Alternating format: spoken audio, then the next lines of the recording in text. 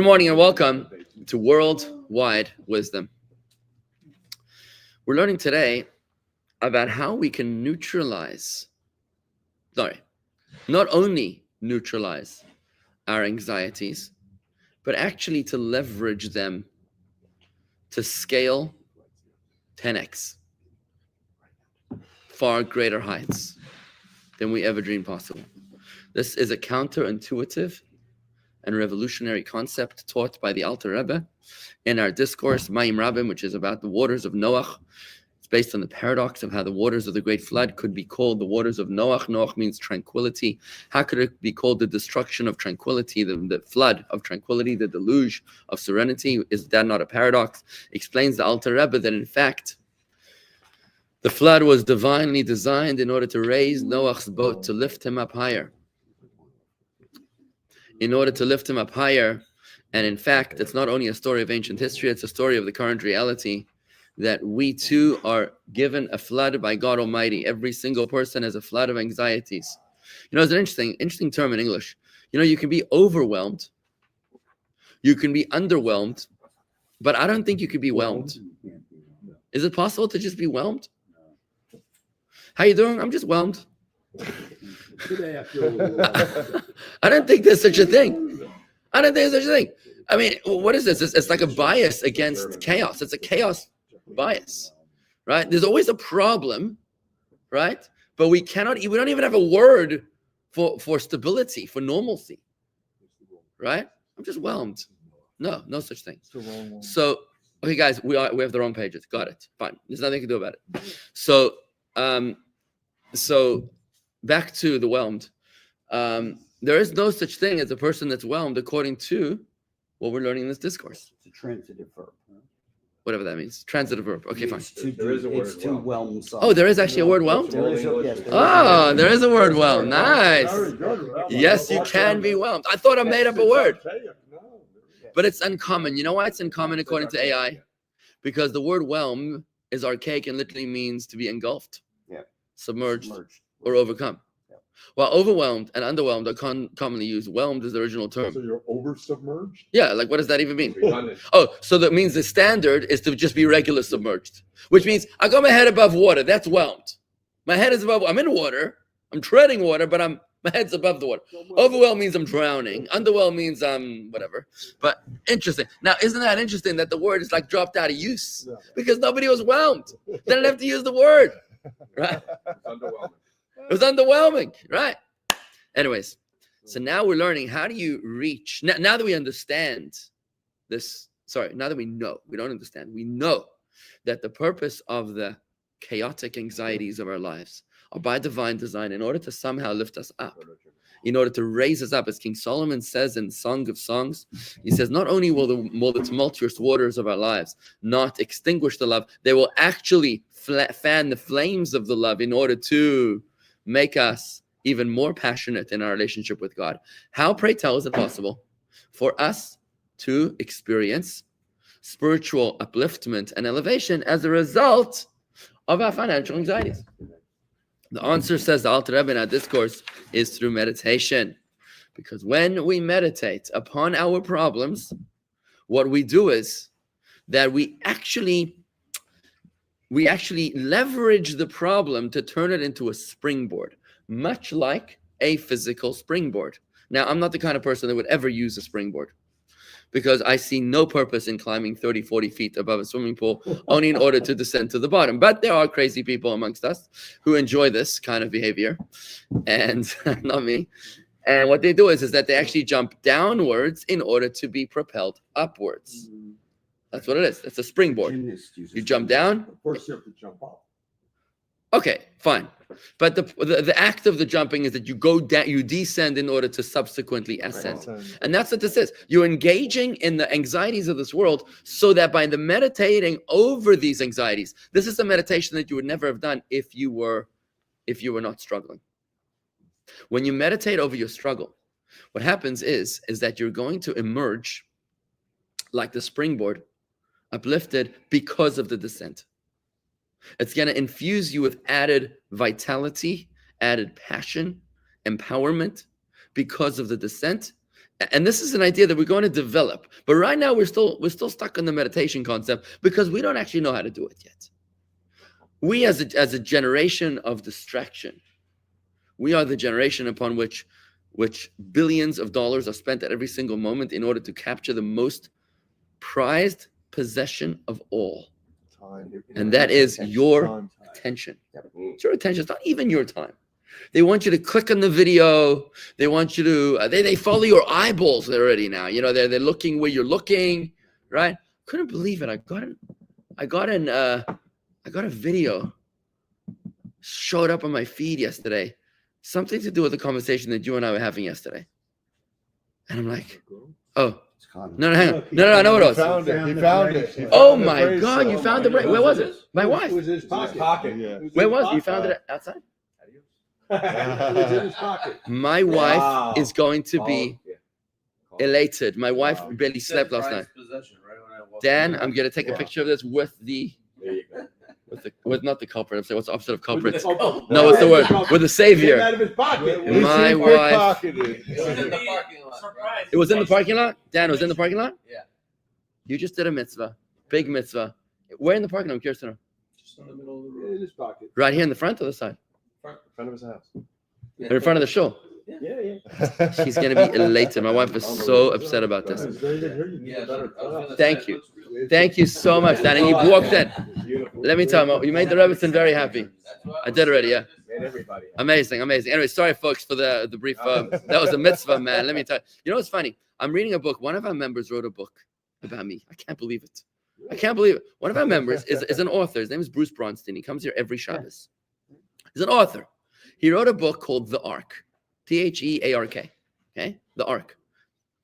Now, the Ark, it's a book about basically the Mossad trying to get the Ark out of the Vatican, you know, whatever. It's a fiction piece. Obviously, yeah. But what thing is, it's themed on a rabbi. Yeah. Which rabbi? This rabbi. And he constantly brings up themes that I talk about in my sermons.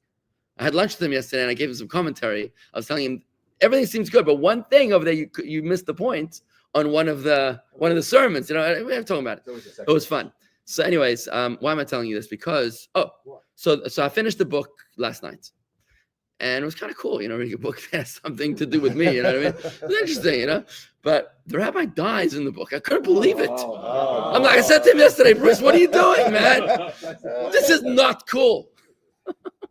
I can't read the book. You killed the I was not happy about this. Anyway, so why am I telling this? Because last night, I was doing something on YouTube, and suddenly I get a feed in my YouTube. I'm reading the book, okay? I get a feed in my YouTube about a secret tunnel that goes from the Vatican to, I don't know where, I can't pronounce the St. Paul Peter's Basilica, whatever that is. And there's a tunnel where the popes would escape from, you would escape from the Vatican if they needed to, and it's built in 1227, and the Pope used it in 1553. And by the way, in the book, this is how they got the ark. They went in through the tunnel. There was a secret Pope tunnel. I'm like, how in heaven's name did YouTube know that I'm reading a book? You know, when I go to sleep at night, I read the book. My phone is far away. I mean, it's a few feet away, but how did they know this? I wasn't even. In fact, you know what? During lunch, I had lunch with them yesterday. And I had my phone with me, and I was talking about the Vatican tunnels. It's always listening. Unbelievable. Now, I was interested. I was like, hey, I just read about this.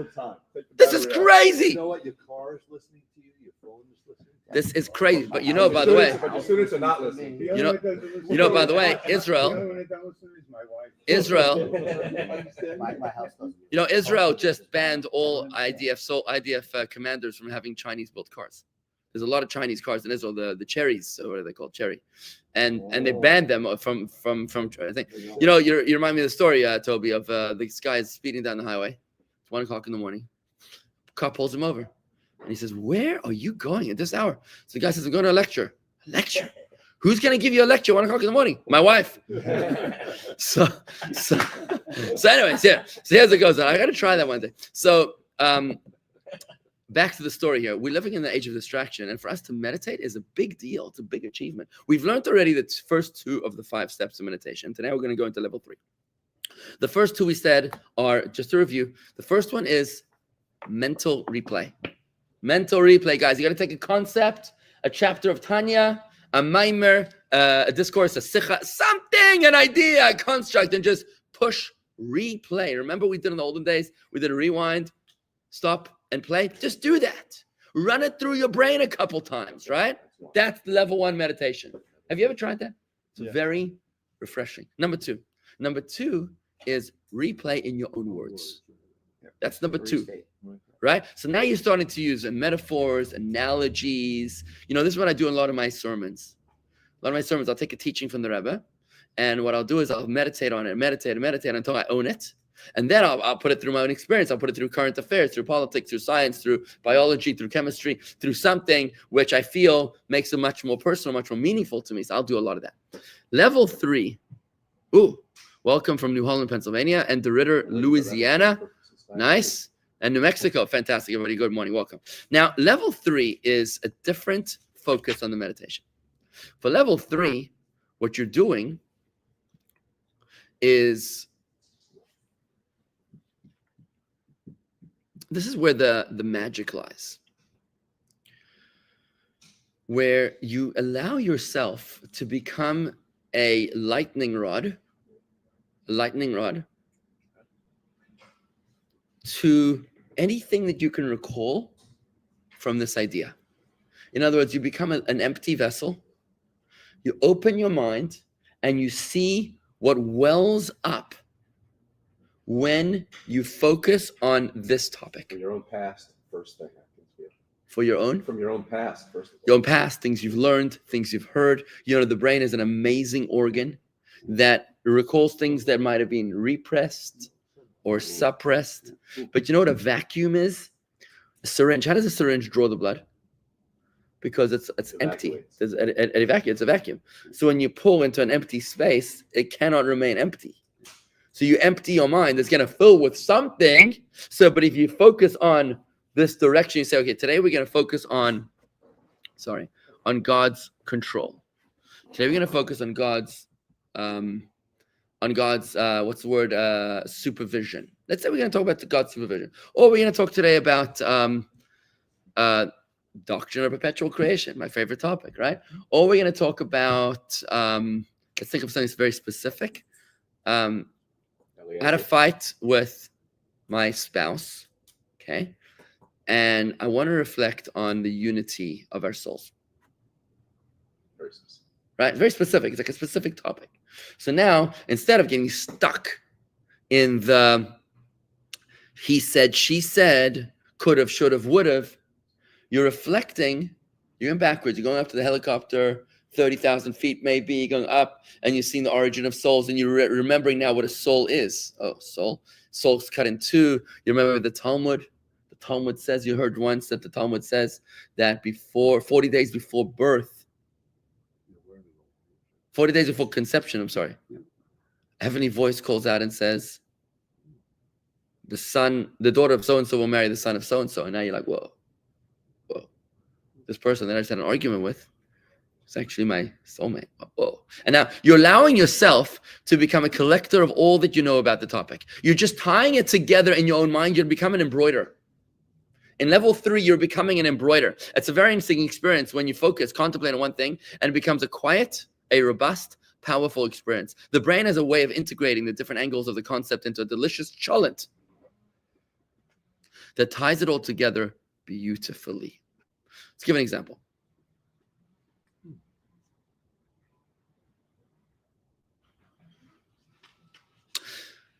The name of God.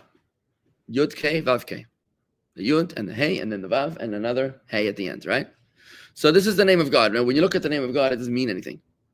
Boy, oh boy, I had yesterday a conversation with someone. Heaven help me. I was talking to like the cleaning lady or the domestic maintenance assistant. PC. Domestic maintenance assistant of a relative of one of our members. Right? She's very sick and she refuses to seek medical help.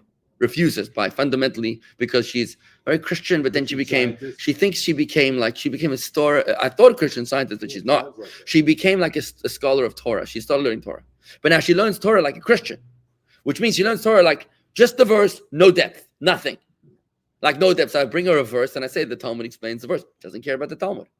She just says, this is what it says in the verse. You got to believe in God. And that's it. right? So when you read just the plain, simple verse, I'm telling you, I was exhausted talking to her because this person, It's Sadducees. It sounds like the Sadducees. yeah, very, very literal interpretation. Literally. But I can understand, it's like a Christian interpretation of the Bible. Like they read the Bible, face value, God is angry. What is that, a wrong? Should I take that back? No. Not? Don't criticize. Okay, fine. All right, folks, I do not want to overgeneralize. I do apologize if I misspoke. What I meant was, it was a certain style of understanding. Okay, that's what it was. I definitely do not want to classify people into groups. It's not my style, not my interest, not my purpose. It was a style of thinking that I found very superficial for this particular person. And I couldn't engage. I could not engage because anything which I said conflicted with her predetermined decision on what the conclusion was. She decided that doctors are evil, medicine is there to kill you, and only God heals and causes disease, and that's the bottom line. That's it. So I was like, okay, what do you want me to do? And she would bring me a verse out of somewhere that says that some random verse that says that God is angry or God is happy, and that's it. Okay. So when you look at the name of God, it doesn't mean anything on a very superficial level, the Yud and the Hey and the Vav and the Hey. But let's think about it. Let's do a quick meditation together. Let's do level 3 meditation. What comes to mind when you think of the name of God, Yud and Hey and Vav and Hey? Give me some ideas. Throw it out. Almighty. It's not Almighty. Why do you know? Hang on. I'm sorry. I should not say that. I take that. I'm in a mood today. I'm so sorry. I don't know what's going on. I'm on the rampage. Yeah, I'm gonna get over the book. Yeah. I'm sorry. I'm gonna focus on what you just said because that was entirely inappropriate, and I take it back. So what did you say? Almighty. Almighty. Why does it mean God is Almighty? He's infinite. And everything. Okay, so why is he infinite? Because let me just unpack what you're saying. Why is he infinite? Because the Yod and the Hey and the Vav and the Hey is past tense, present tense, and future tense. Haya, Hoveh, Yihiyeh, which means he's above time. And since he's timeless, it means he's not limited to the laws of nature, and therefore he's almighty. So you kind of skip like 7 steps because you're very familiar, but I needed to break it down, right? So very good. That's the first thing that comes to mind in our level 3 meditation. Anything else? You said something? Space. I said the same thing he said. No, you just said space. That's the second thing. He didn't say space. He said time. I know. I just. So he said timeless. Now you're applying a different idea, which is nice. I mean, it's along the same lines, it's the same word, but God is above space. Now, above space is a totally unique and interesting feeling that comes up because the minute you say God is above space, you're like, 1 second. So he's in North Korea, and he's in Gaza, and he's in Tel Aviv, and he's in New York City, and he's in Palm Beach Gardens. Like, okay, what's it? Omnipresent. It's like omnipresent. Okay, that's like an interesting idea because the minute you say that, and I want to tell you why I think that is because it's coming to me right now. The name Yud Kei Vav Kei also means, in addition to past, present, and future, it also means maker of everything. Like Hoveh means being or brings things into being, right?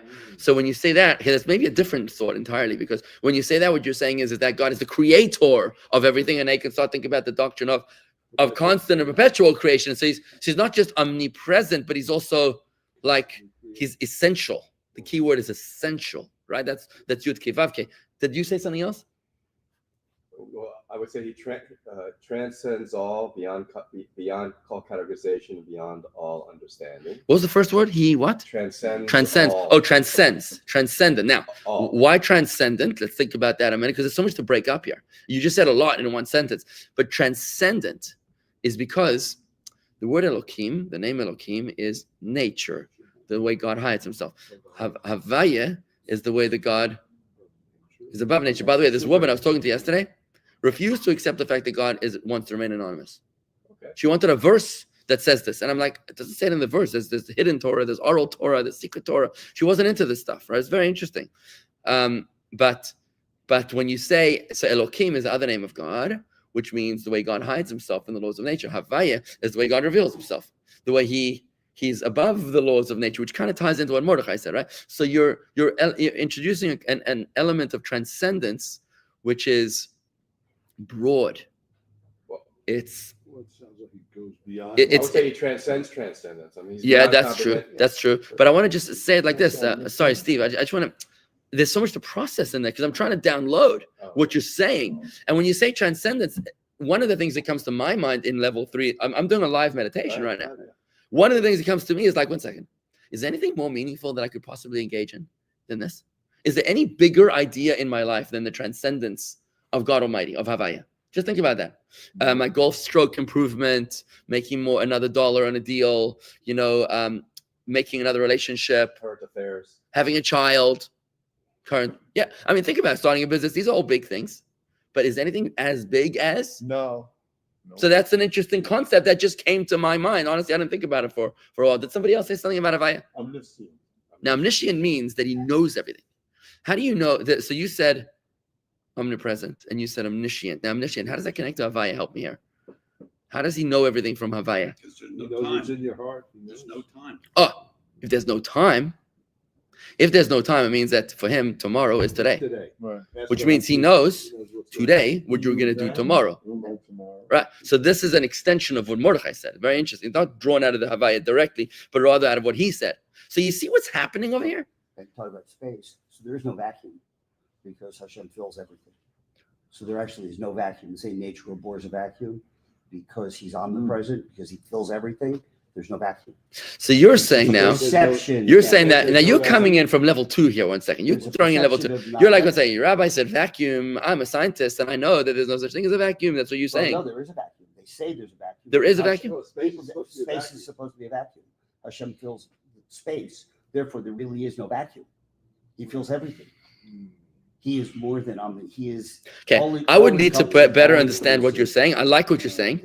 I like what you're saying, but what you're saying is effectively is that there is no space that's void of him, because that becomes Right, such an not void. exciting concept when you realize that I'm never alone, and in the darkest, most loneliest moments of my life, there's no vacuum. Very, very, very interesting implications of what you're saying. Yes, Herman. All right. There is a verse in Tehillim 27:1 that he mentioned the Hashem name 2 times in the first verse. And you mentioned that it will define what you were saying. It's, the attribute of Hashem. Okay. All right. We're not looking at that right now, but thanks for mentioning that. As you can throw it into your cholent, right? Into your level 3 cholent, right? You're throwing in whatever you know. That's not called a lightning rod, Steve, because the lightning rod attracts the ideas. And remember, what are ideas? Ideas are chachma, a lightning. Chachma in Tanya chapter 3, chachma, the first level, is called a lightning strike. That's an inspiration of an idea. You want to serve as a lightning strike to just attract all the ideas to attack you. And you just sit there. Yeah, that's an interesting What do you say?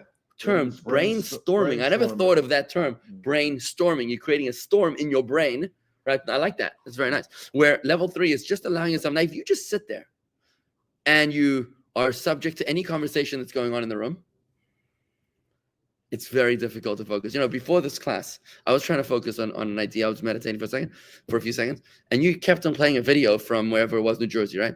And I have to tell you, this is not a criticism. It's not a criticism. But I have to tell you, for me, I found it very distracting. I was like, he's playing it again. He's playing it again. He's playing it again. And for me, I was trying to brainstorm. I was waiting for the ideas to attack me.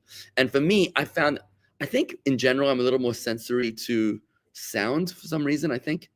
But I find it very difficult to meditate when there's stimuli around me, which is why I like to meditate at home. I like to meditate like in my car or something. But what I'll do, I'll come here and actually cover my ears before, because it's stimulating to me, because I'm conscious of what level 3 is. Level 3 is you have to allow yourself to be an open vessel, to be able to attract that brainstorm to hit you, right? When you do this, what? The ultimate meditation is to be able to get into that place in your head where it doesn't matter. You can do it on a train, you could do it in a ballpark, you could do it anywhere. That's how focused you are. Look, Rob, I think that's It's a good easy to do it in aspiration. quiet Rob, rooms I think that's an towards that. aspiration, but I want to respectfully disagree with you, because I think that part of the reason why people don't meditate is because they set the bar too high. I'm going to meditate. You know when I'm going to meditate? When I'm retired, and when I'm on an island in the South Pacific, and the weather's just right, and all the stars are aligned. That's when I'm going to meditate. Stop it already. Get over it, man. No, I don't want to accept what you just said respectfully, because you set that bar so high. Yeah, but that's not what I said. You said you're taking the easy way out. You said I'm going to go at home in a room by myself. Why is that the easy way with out? everybody. Try it. It's going to change your life. No, that's much easier. than to try. I believe this You is the could've voice of your meditated. evil inclination talking right You now. could have meditated. Dude. While they're I'm serious. I want to tell you, Rob, I want to respectfully tell you, I believe that this is the voice of the evil inclination, because what we're touching on right now is so transformational. Yeah. It is so transformational, this idea that your evil inclination, I mean, it's for Brayman, right? That your inclination is trying every which while, is that a term, W-I-L-E? Every which way to discount, to downplay the significance of what we're doing right now. Denigrate. What we're doing right now is life changing, because I want to tell you what's going to happen. When you do this, when you allow the different spokes of the wheel to formulate in your mind, 360 degrees in your mind, right? When it forms the circle around you, the brain storm, it creates a magnificent picture. It overtakes us, and we find ourselves inside of the concept, and it makes us excited. It results in a wow. This is the kind of meditation that you might not do before prayer. This is the kind of meditation, level 3, that you want to do after studying, right? And when you do it, when you do that, what happens is that you're allowing the concept to take control over you, to drive your train, to be subsumed, as Tanya chapter 5 tells us, is what happens when you study Torah on this level. And then you're actually able to experience what? Visual faith. Visual. Yeah, that's an interesting word, right? Visual. You're actually able to experience visual faith. I was, let me just try to put that into my own words. For most of us, faith is at best audio, something we hear about. Okay, we're getting towards emotion, but this is good. But for most of us, that's something you hear about. That's something you receive. But when you're able to allow yourself to experience level 3 meditation, you begin to formulate a picture where you're actually able to see something, right? Try it. Let me know what happens. It's really beautiful. This is the core of Hasidic culture. Now, when you're able to do that to your problem, the fight you had with your spouse, the struggle with your child, with your business anxiety, right? A political concern, and you're able to do level 3 meditation, then God enters into the arena, which means no longer is CNN the decider of the fact. You heard BBC? You heard about this? Yeah, we all know. BBC. Yeah. I mean, newsflash, they've been modifying the news. Really? I would never have guessed that, right? I mean, talk about too little, too late, right? Bring back the lives of the people who were murdered because of the mobs that were incited by this violence. These guys need to be prosecuted. Forget about resigning. These guys need to be held and need to be sent into detention. They need to be paying for their crimes. They need to be held accountable for the destruction of life and the loss of property that happened as a result of global jihad that was incited by the BBC arm of Hamas.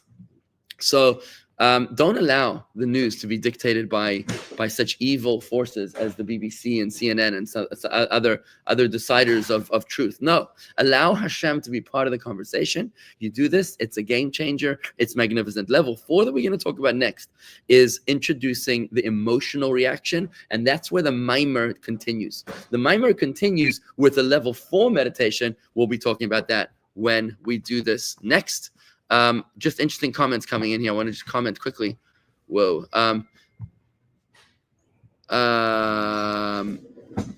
Epiphany is a lightning strike. Is that correct? Is that what the word epiphany means? So let there be light. Then there was light. There's no darkness, but God is that too.